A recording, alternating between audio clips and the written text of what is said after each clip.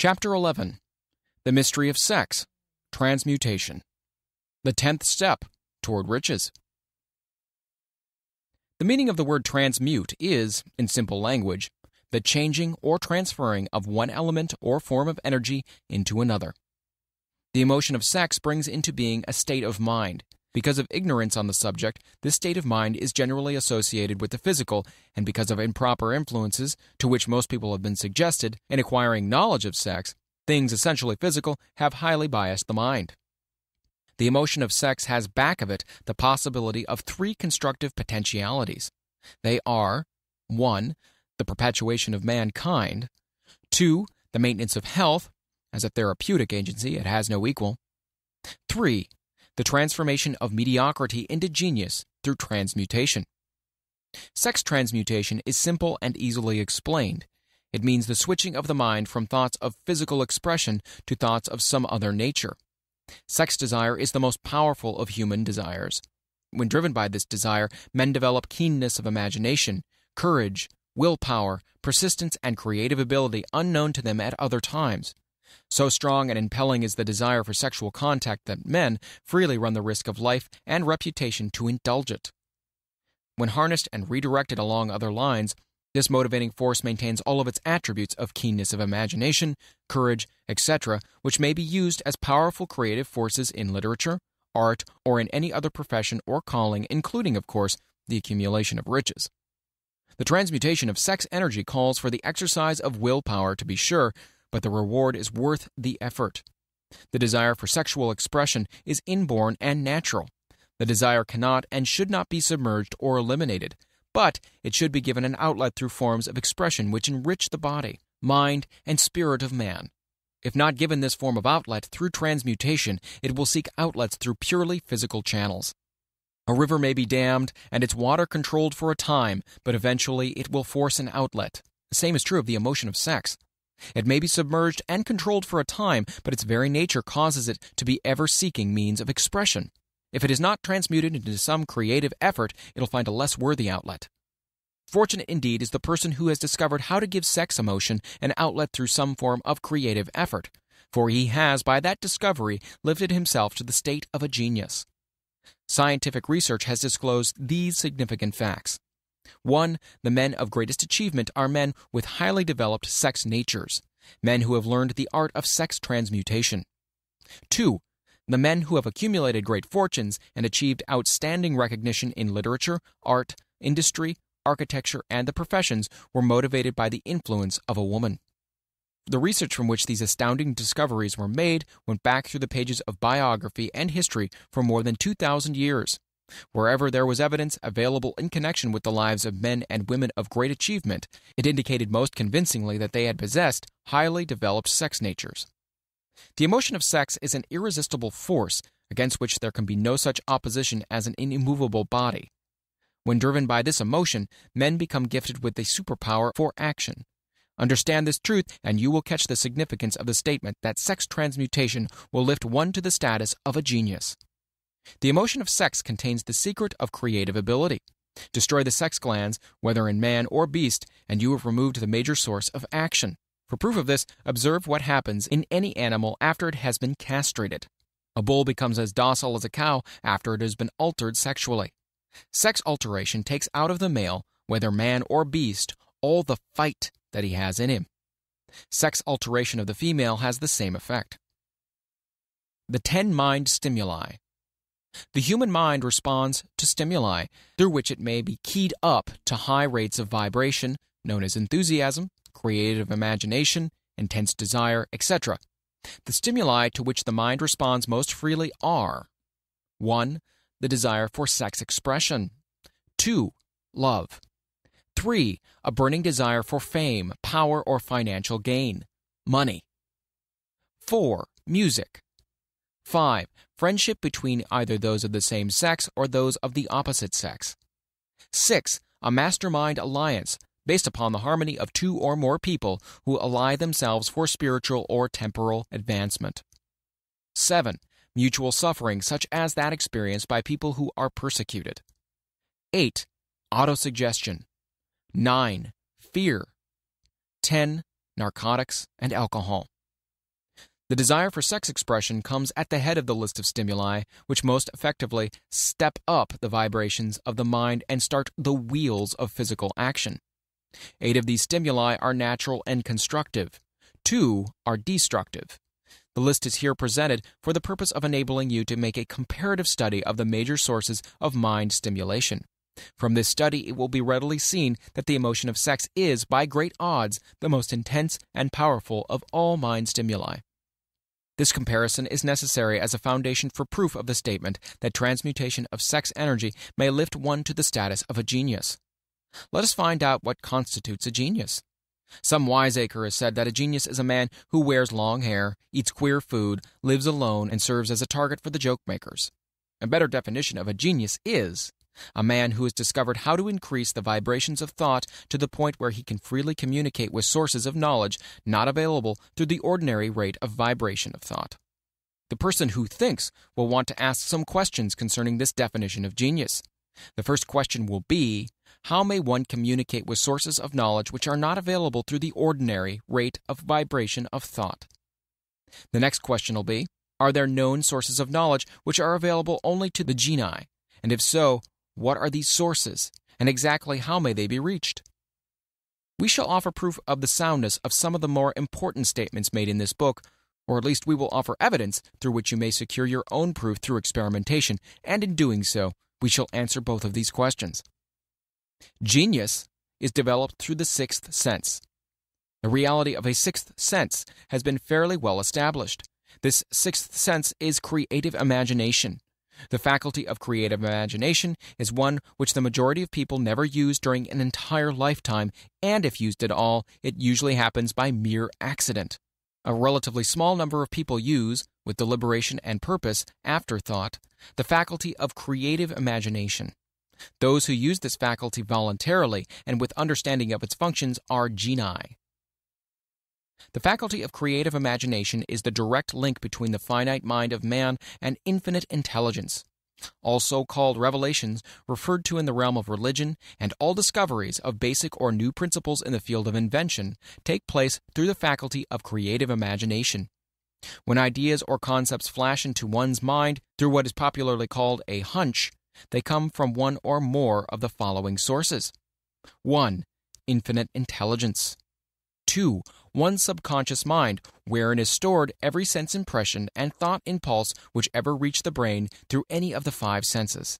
3. From the mind of some other person who has just released the thought, or picture of the idea or concept through conscious thought. Or 4. From that other person's subconscious storehouse. There are no other known sources for which inspired ideas or hunches may be received. The creative imagination functions best when the mind is vibrating due to some form of mind stimulation at an exceedingly high rate. That is, when the mind is functioning at a rate of vibration higher than that of ordinary, normal thought. When brain action has been stimulated through one or more of the 10 mind stimulants, it has the effect of lifting the individual far above the horizon of ordinary thought and permits him to envision distance, scope, and quality of thoughts not available on the lower plane, such as that occupied while one is engaged in the solution of the problems of business and professional routine. When lifted to this higher level of thought, through any form of mind stimulation, an individual occupies, relatively, the same position as one who has ascended in an airplane to a height from which he may see over and beyond the horizon line which limits his vision while on the ground. Moreover, while on higher levels of thought, the individual is not hampered or bound by any of the stimuli which circumscribe and limit his vision while wrestling with the problems of gaining the 3 basic necessities of food, clothing, and shelter. He is in a world of thought in which the ordinary, workaday thoughts have been as effectively removed as are the hills and valleys and other limitations of physical vision when he rises in an airplane. While on this exalted plane of thought, the creative faculty of the mind is given freedom for action. The way has been cleared for the 6th sense to function. It becomes receptive to ideas which would not reach the individual under any other circumstances. This 6th sense is the faculty which marks the difference between a genius and an ordinary individual. The creative faculty becomes more alert and receptive to vibrations originating outside the individual's subconscious mind, and the more the individual relies upon it and makes demands upon it for thought impulses. This faculty can be cultivated and developed only through use. That which is known as one's conscience operates entirely through the faculty of the sixth sense. The great artists, writers, musicians, and poets became great because they acquire the habit of relying upon the still small voice which speaks from within, through the faculty of creative imagination. It is a fact well known to people who have keen imaginations that their best ideas come through so-called hunches. There is a great orator who does not attain to greatness until he closes his eyes and begins to rely entirely upon the faculty of creative imagination. When asked why he closed his eyes just before the climaxes of his oratory, he replied, "I do it because then I speak through ideas which come to me from within." One of America's most successful and best-known financiers followed the habit of closing his eyes for 2 or 3 minutes before making a decision. When asked why he did this, he replied, "With my eyes closed, I am able to draw upon a source of superior intelligence." The late Dr. Elmer R. Gates of Chevy Chase, Maryland, created more than 200 useful patents, many of them basic, through the process of cultivating and using the creative faculty. His method is both significant and interesting to one interested in attaining the status of genius, in which category Dr. Gates unquestionably belonged.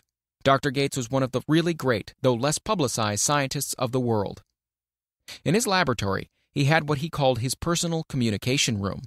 It was practically soundproof and so arranged that all light could be shut out. It was equipped with a small table on which he kept a pad of writing paper. In front of the table on the wall was an electric push-button which controlled the lights. When Dr. Gates desired to draw upon the forces available to him through his creative imagination, he would go into this room, seat himself at the table, shut off the lights, and concentrate upon the known factors of the invention on which he was working, remaining in that position until ideas began to flash into his mind in connection with the unknown factors of the invention. On one occasion, ideas came through so fast he was forced to write for almost 3 hours. When the thoughts stopped flowing and he examined his notes, he found they contained a minute description of principles which had no parallel among the known data of the scientific world. Moreover, the answer to his problem was intelligently presented in these notes. In this manner, Dr. Gates completed over 200 patents, which had been begun but not completed by half-baked brains. Evidence of the truth of this statement is in the United States Patent Office. Dr. Gates earned his living by sitting for ideas for individuals and corporations. Some of the largest corporations in America paid him substantial fees by the hour for sitting for ideas. The reasoning faculty is often faulty because it is largely guided by one's accumulated experience. Not all knowledge which one accumulates through experience is accurate. Ideas received through the creative faculty are much more reliable for the reason that they come from sources more reliable than any which are available to the reasoning faculty of the mind. The major difference between the genius and the ordinary crank inventor may be found in the fact that the genius works through this faculty of creative imagination, while the crank knows nothing of this faculty. The scientific inventor, such as Mr. Edison or Dr. Gates, makes use of both the synthetic and the creative faculties of imagination. For example, the scientific inventor or genius begins an invention by organizing and combining the known ideas or principles accumulated through experience through the synthetic faculty, the reasoning faculty. If he finds this accumulated knowledge to be insufficient for the completion of his invention, he then draws upon the sources of knowledge available to him through his creative faculty. The method by which he does this varies with the individual, but this is the sum and substance of this procedure. 1. He stimulates his mind so that it vibrates on a higher than average plane, using one or more of the 10 mind stimulants or some other stimulant of his choice. 2. He concentrates upon the known factors, the finished part of his invention, and creates in his mind a perfect picture of unknown factors, the unfinished part of his invention. He holds this picture in his mind until it has been taken over by the subconscious mind, then relaxes by clearing his mind of all thought, and waits for his answer to flash into his mind. Sometimes the results are both definite and immediate. At other times the results are negative, depending upon the state of development of the sixth sense, or creative faculty. Mr. Edison tried out more than 10,000 different combinations of ideas through the synthetic faculty of his imagination before he tuned in through the creative faculty and got the answer which perfected the incandescent light. His experience was similar when he produced the talking machine. There is plenty of reliable evidence that the faculty of creative imagination exists. This evidence is available through accurate analysis of men who have become leaders in their respective callings, without having had extensive educations. Lincoln was a notable example of a great leader who achieved greatness through the discovery and the use of his faculty of creative imagination. He discovered and began to use this faculty as a result of the stimulation of love which he experienced when he met Anne Rutledge, a statement of the highest significance in connection with the study of the source of genius. The pages of history are filled with the records of great leaders whose achievements may be traced directly to the influence of women who aroused the creative faculties of their minds through the stimulation of sex desire. Napoleon Bonaparte was one of these. When inspired by his first wife, Josephine, he was irresistible and invincible. When his better judgment or reasoning faculty prompted him to put Josephine aside, he began to decline. His defeat at St. Helena was not far distant. If good taste would permit, we might easily mention scores of men, well known to the American people, who climbed to the great heights of achievement under the stimulating influence of their wives, only to drop back to destruction after money and power went to their heads, and they put aside the old wife for a new one. Napoleon was not the only man to discover that sex influence from the right source is more powerful than any substitute of expediency which may be created by mere reason. The human mind responds to stimulation. Among the greatest and most powerful of these stimuli is the urge of sex. When harnessed and transmuted, this driving force is capable of lifting men into that higher sphere of thought which enables them to master the sources of worry and petty annoyance which beset their pathway on the lower plane. Unfortunately, only the genii have made the discovery. Others have accepted the experience of sex urge without discovering one of its major potentialities, a fact which accounts for the great number of others as compared to the limited number of genii. For the purpose of refreshing the memory in connection with facts available from the biographies of certain men, we here present the names of a few men of outstanding achievement, each of whom was known to have been of highly sexed nature. The genius which was theirs undoubtedly found its source of power in transmuted sex energy. George Washington, Napoleon Bonaparte, William Shakespeare, Abraham Lincoln, Ralph Waldo Emerson, Robert Burns, Thomas Jefferson, Albert Hubbard, Albert H. Gary, Oscar Wilde, Woodrow Wilson, John H. Patterson, Andrew Jackson, Enrico Caruso. Your own knowledge of biography will enable you to add to this list. Find, if you can, a single man in all of history of civilization who achieved outstanding success in any calling who was not driven by a well-developed sex nature. If you do not wish to rely upon biographies of men now living, take inventory of those whom you know to be men of great achievement, and see if you can find one among them who is not highly sexed.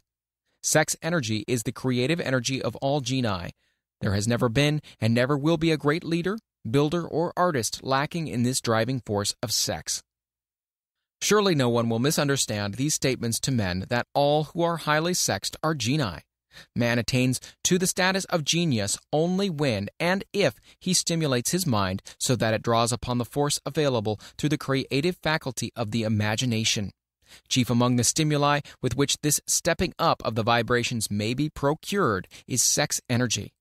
The mere possession of this energy is not sufficient to produce a genius. The energy must be transmuted from desire for physical contact into some other form of desire and action before it will lift one to the status of genius. Far from becoming genii because of the great sex desires, the majority of men lower themselves through the misunderstanding and misuse of this great force to the status of the lower animals. Why men seldom succeed before 40. I discovered from the analysis of over 25,000 people that men who succeed in an outstanding way seldom do so before the age of 40, and more often they do not strike their real place until they are well beyond the age of 50. This fact was so astounding that it prompted me to go into the study of its cause most carefully, carrying the investigation over a period of more than 12 years. This study disclosed the fact that the major reason why the majority of men who succeed do not begin to do so before the age of 40 or 50 is their tendency to dissipate their energies through overindulgence in physical expression of the emotion of sex. The majority of men never learn that the urge of sex has other possibilities, which far transcend in importance that of mere physical expression. The majority of those who make this discovery do so after having wasted many years at a period when the sex energy is at its height, prior to the age of 45 to 50. This usually is followed by noteworthy achievement. The lives of many men up to and sometimes well past the age of 40 reflect continued dissipation of energies which could have been more profitably turned into better channels. Their finer and more powerful emotions are sown wildly to the four winds. Out of this habit of the male grew the term sowing his wild oats. The desire for sexual expression is by far the strongest and most impelling of all the human emotions, and for this very reason, this desire, when harnessed and transmuted into action other than that of physical expression, may raise one to the status of genius. One of America's most able businessmen frankly admitted that his attractive secretary was responsible for most of the plans he created. He admitted that her presence lifted him to the heights of creative imagination, such as he could experience under no other stimulus. One of the most successful men in America owes most of his success to the influence of a very charming young woman who has served as his source of inspiration for more than 12 years. Everyone knows that man to whom this reference is made, but not everyone knows the real source of his achievements. History is not lacking in examples of men who attained the status of genii as a result of the use of artificial mind stimulus in the form of alcohol and narcotics. Edgar Allan Poe wrote The Raven while under the influence of liquor, dreaming dreams that mortal never dared to dream before. James Whitcomb Riley did his best writing while under the influence of alcohol. Perhaps it was thus he saw the ordered intermingling of the real and the dream, the mill above the river and the mist above the stream. But let it be remembered that many such men have destroyed themselves in the end. Nature has prepared her own potions with which men may safely stimulate their minds so they vibrate on a plane that enables them to tune in to fine and rare thoughts which come from no one knows where. No satisfactory substitute for nature's stimulants has ever been found. It is a fact well known to psychologists that there is a very close relationship between sex desires and spiritual urges, a fact which accounts for the peculiar behavior of people who participate in orgies known as religious revivals, common among the primitive types. The world is ruled and the destiny of civilization is established by the human emotions. People are influenced in their actions not by reason so much as by feelings. The creative faculty of the mind is set into action entirely by emotions and not by cold reason. The most powerful of all human emotions is that of sex. There are other mind stimulants, some of which have been listed, but no one of them, nor all of them combined, can equal the driving power of sex. A mind stimulant is any influence which will either temporarily or permanently increase the vibrations of thought. The 10 major stimulants described are those most commonly resorted to. Through these sources, one may commune with infinite intelligence or enter, at will, the storehouse of the subconscious mind, either one's own or that of another person, a procedure which is all there is of genius.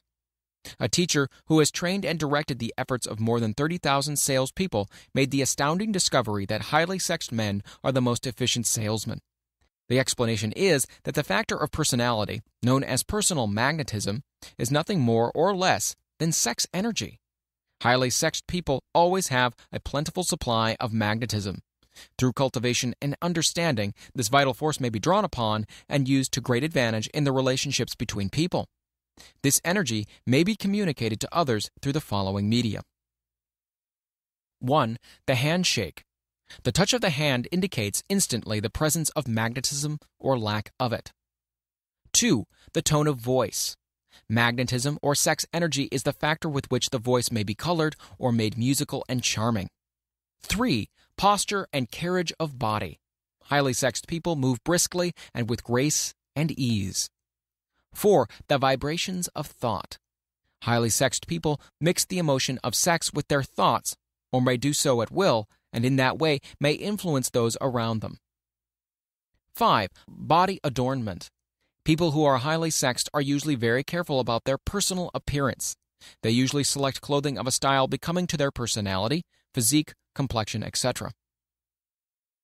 When employing salesmen, the more capable sales manager looks for the quality of personal magnetism as the first requirement of a salesman.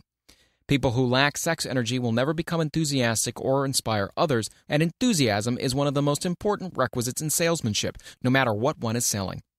The public speaker, orator, preacher, lawyer, or salesman who is lacking in sex energy is a flop as far as being able to influence others is concerned.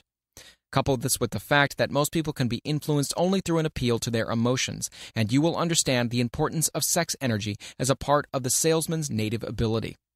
Master salesmen attain the status of mastery in selling because they, either consciously or unconsciously, transmute the energy of sex into sales enthusiasm. In this statement may be found a very practical suggestion as to the actual meaning of sex transmutation. The salesman who knows how to take his mind off the subject of sex and direct it in sales effort with as much enthusiasm and determination as he would apply to its original purpose has acquired the art of sex transmutation, whether he knows it or not. The majority of salesmen who transmute their sex energy do so without being in the least aware of what they are doing or how they're doing it. Transmutation of sex energy calls for more willpower than the average person cares to use for this purpose. Those who find it difficult to summon willpower sufficient for transmutation may gradually acquire this ability. Though this requires willpower, the reward for the practice is more than worth the effort. The entire subject of sex is one with which the majority of people appear to be unpardonably ignorant. The urge of sex has been grossly misunderstood, slandered, and burlesqued by the ignorant and evil-minded for so long that the very word sex is seldom used in polite society. Men and women who are now known to be blessed, yes blessed, with highly sexed natures are usually looked upon as being people who will bear watching. Instead of being called blessed, they're usually called cursed. Millions of people, even in this age of enlightenment, have inferiority complexes which they developed because of this false belief that a highly sexed nature is a curse. These statements of the virtue of sex energy should not be construed as justification for the libertine. The emotion of sex is a virtue only when used intelligently and with discrimination. It may be misused and often is to such an extent that it debases instead of enriches both body and mind. The better use of this power is the burden of this chapter. It seemed quite significant to the author when he made the discovery that practically every great leader whom he had the privilege of analyzing was a man whose achievements were largely inspired by a woman. In many instances, the woman in the case was a modest, self-denying wife of whom the public had heard but little or nothing. In a few instances, the source of inspiration has been traced to the other woman. Perhaps such cases may not be entirely unknown to you. Intemperance in sex habits is just as detrimental as intemperance in habits of drinking and eating. In this age in which we live, an age which began with the World War, intemperance in habits of sex is common. This orgy of indulgence may account for the shortage of great leaders. No man can avail himself of the forces of his creative imagination while dissipating them. Man is the only creature on earth which violates nature's purpose in this connection. Every other animal indulges its sex nature in moderation and with purpose which harmonizes with the laws of nature. Every other animal responds to the call of sex only in season. Man's inclination is to declare open season. Every intelligent person knows that stimulation in excess through alcoholic, drink, and narcotics is a form of intemperance which destroys the vital organs of the body, including the brain. Not every person knows, however, that overindulgence in sex expression may become a habit as destructive and as detrimental to creative effort as narcotics or liquor. A sex-mad man is not essentially different than a dope-mad man. Both have lost control over their faculties of reason and willpower. Sexual overindulgence may not only destroy reason and willpower, but it may also lead to either temporary or permanent insanity. Many cases of hypochondria, imaginary illness, grow out of habits developed in ignorance of the true function of sex. From these brief references to the subject, it may be readily seen that ignorance on the subject of sex transmutation forces stupendous penalties upon the ignorant on the one hand and withholds from them equally stupendous benefits on the other. Widespread ignorance on the subject of sex is due to the fact that the subject has been surrounded with mystery and beclouded by dark silence. The conspiracy of the mystery and silence has had the same effect upon the minds of young people that the psychology of prohibition had. The result has been increased curiosity and desire to acquire more knowledge on this verboten subject, and, to the shame of all lawmakers and most physicians, By training best qualified to educate youth on the subject, information has not been made easily available. Seldom does an individual enter upon highly creative efforts in any field of endeavor before the age of 40. The average man reaches the period of his greatest capacity to create between 40 and 60. These statements are based upon analysis of thousands of men and women who have been carefully observed. They should be encouraging to those who fail to arrive before the age of 40 and to those who become frightened at the encroachment of old age around the 40-year mark. The years between 40 and 50 are, as a rule, the most fruitful. Men should approach this age not with fear and trembling, but with hope and eager anticipation. If you want evidence that most men do not begin to do their best work before the age of 40, study the records of the most successful men known to the American people, and you'll find it. Henry Ford did not hit his pace of achievement until he had passed the age of 40. Andrew Carnegie was well past 40 before he began to reap the reward of his efforts. James J. Hill was still running a telegraph key at the age of 40. His stupendous achievements took place after that age. Biographies of American industrialists and financiers are filled with evidence that the period from 40 to 60 is the most productive age of man. Between the ages of 30 and 40, man begins to learn, if he ever learns, the art of sex transmutation. This discovery is generally accidental, and more often than otherwise, the man who makes it is totally unconscious of this discovery. He may observe that his powers of achievement have increased around the age of 35 to 40, but in most cases he isn't familiar with the cause of this change. That nature begins to harmonize the emotions of love and sex in the individual between the ages of 30 and 40, so that he may draw upon these great forces and apply them jointly as stimuli to action. Sex alone is a mighty urge to action, but its forces are like cyclones. They are often uncontrollable. When the emotion of love begins to mix itself with the emotion of sex, the result is calmness of purpose, poise, accuracy of judgment, and balance. What person who has attained the age of 40 is so unfortunate as to be unable to analyze these statements and to corroborate them by his own experience? When driven by his desire to please a woman based solely upon the emotion of sex, a man may be, and usually is, capable of great achievement, but his actions may be disorganized, distorted, and totally destructive. When driven by his desire to please a woman based upon the motive of sex alone, a man may steal, cheat, and even commit murder. But when the emotion of love is mixed with the emotion of sex, that same man will guide his actions with more sanity, balance, and reason. Criminologists have discovered that the most hardened criminals can be reformed through the influence of a woman's love. There is no record of a criminal having been reformed solely through the sex influence. These facts are well known, but their cause is not. Reformation comes, if at all, through the heart, or the emotional side of man, not through his head or reasoning side. Reformation means a change of heart. It does not mean a change of head. A man may, because of reason, make certain changes in his personal conduct to avoid the consequences of undesirable effects. But genuine reformation comes only through a change of heart, through a desire to change. Love, romance, and sex are all emotions capable of driving men to heights of superachievement. Love is the emotion which serves as a safety valve and ensures balance, poise, and constructive effort. When combined, these three emotions may lift one to an altitude of a genius. Those are genii, however, who know but little of the emotion of love. Most of them may be found engaged in some form of action which is destructive, or at least not based upon justice and fairness towards others. If good taste would permit, a dozen genii could be named in the field of industry and finance who ride ruthlessly over the rights of their fellow men. They seem totally lacking in conscience. The reader can easily supply his own list of such men. The emotions are states of mind.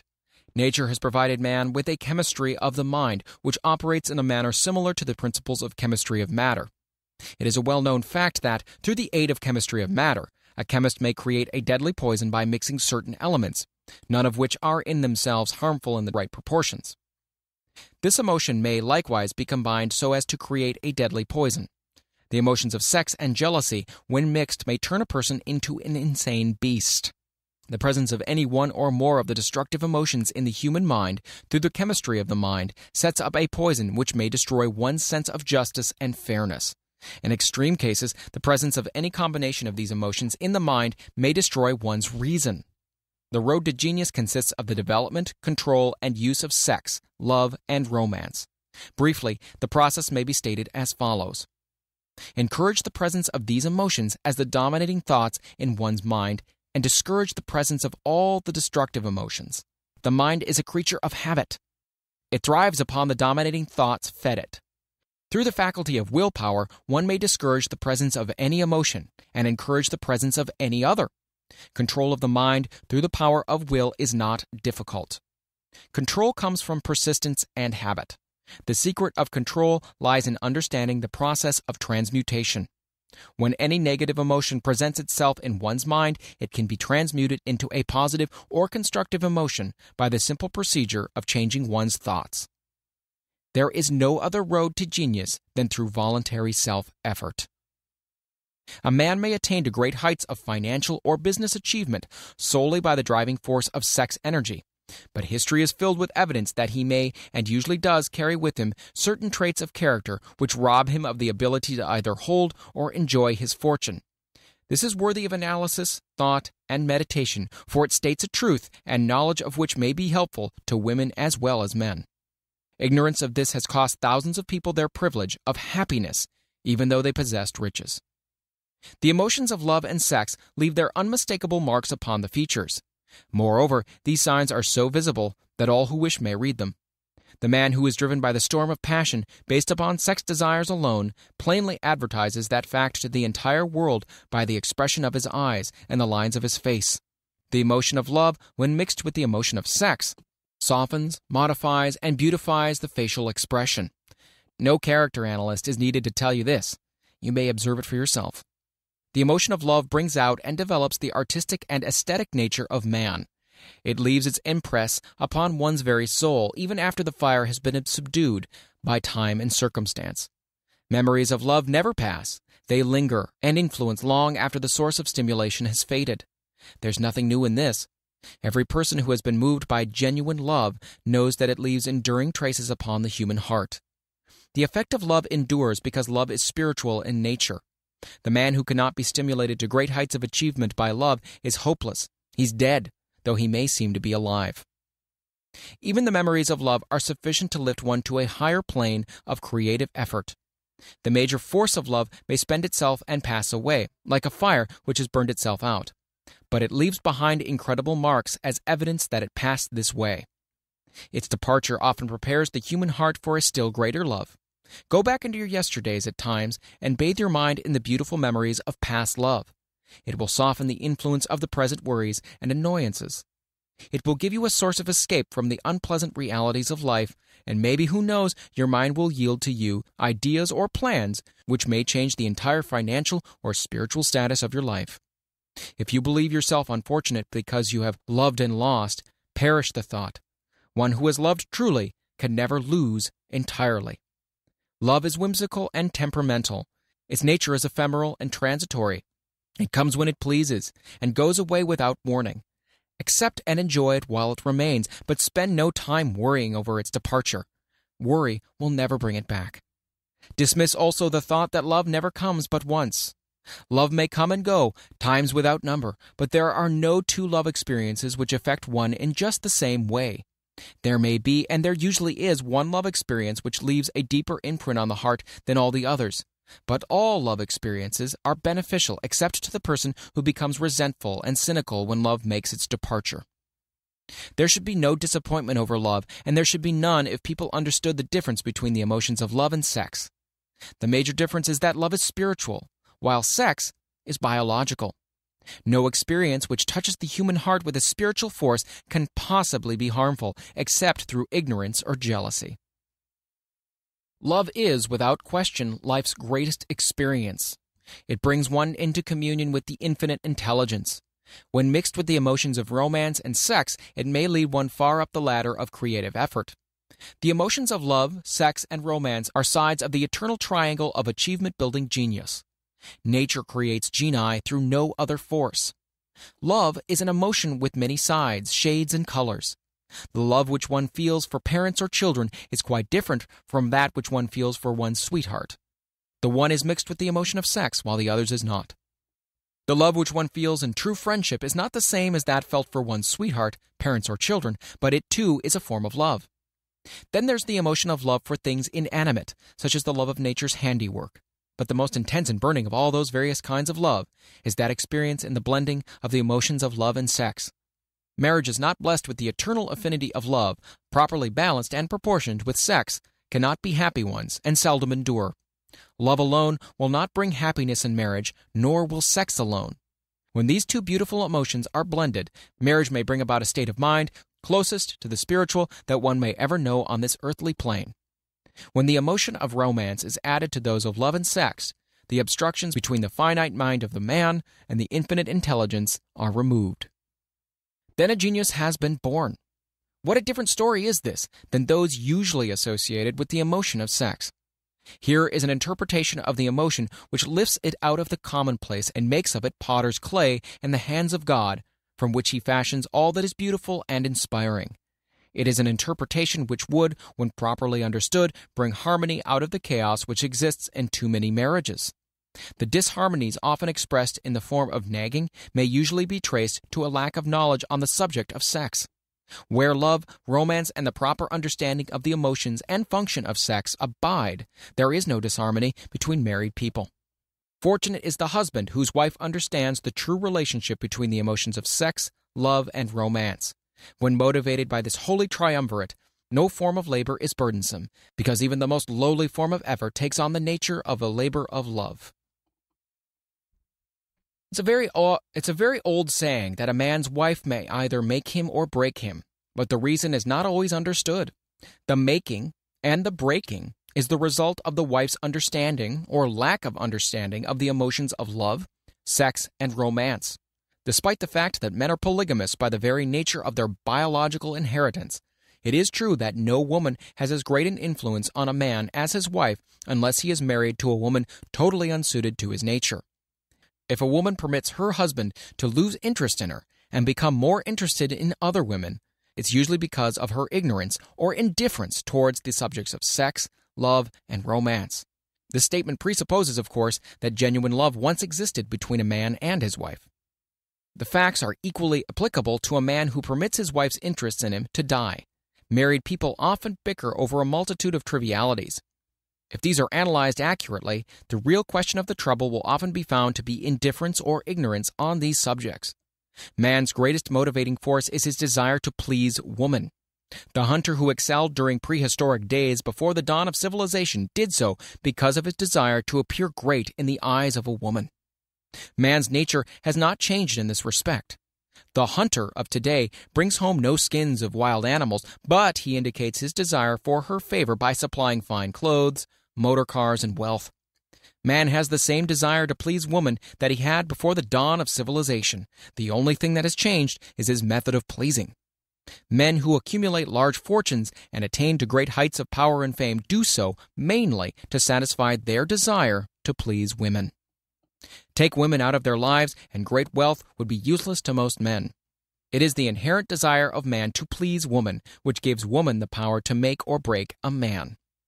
The woman who understands man's nature and tactfully caters to it need no fear of competition from other women. Men may be giants with indomitable willpower when dealing with other men, but they are easily managed by the woman of their choice. Most men will not admit that they are easily influenced by the women they prefer because it is in the nature of the male to want to be recognized as the stronger of the species. Moreover, the intelligent woman recognizes this manly trait and very wisely makes no issue of it. Some men know that they are being influenced by the woman of their choice, their wives, sweethearts, mothers, or sisters, but they tactfully refrain from rebelling against the influence because they are intelligent enough to know no man is happy or complete without the modifying influence of the right woman. The man who does not recognize this important truth deprives himself of the power which has done more to help men achieve success than all other forces combined.